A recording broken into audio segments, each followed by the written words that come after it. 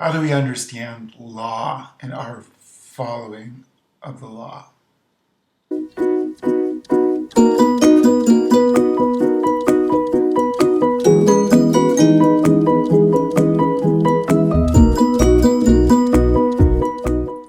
Hey, good Wednesday morning, everybody. It's midweek. I hope you had a great day. Man, it is warm out there, isn't it? So, really heat. But our gospel day on this Wednesday, a week 10 in ordinary time. So we're actually officially got an ordinary time reading today.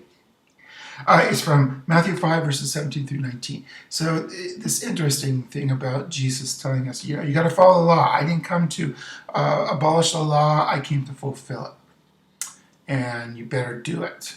And so I was thinking, okay, what's this all mean? But last night I was thinking on this during the Holy Hour, and what's it really mean in my life, and what's Jesus tell me? It's like, okay, do I slavishly follow the law? I don't think that's what Jesus is saying.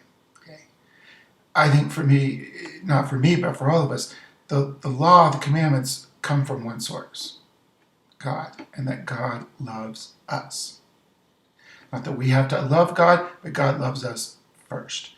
And then all the law derives from that. And I think it was one of my classes, again, back many moons ago, talks about this, is that, really the law isn't to dictate our behavior, which is kind of what we in the West think all our quote-unquote civil laws tell us what to do. But really this law, Jesus talks about the Ten Commandments and everything like that, which is really what he's focusing on, is talking about this law tells us what it means to be loved by God and to love one another. It kind of gives us the structure of how we know when we are not being the people that we are created to be. So it's telling us, that we need to love one another. And so therefore, you don't lie to people, you don't cheat people, you don't abuse people, you don't steal from people. And if you're doing that, then we need to think about, okay, what's going on? How can I improve so I can grow and be the person? So it's not about punishing ourselves, because again, God has no interest in punishing us, resurrection people, but God wants us to grow.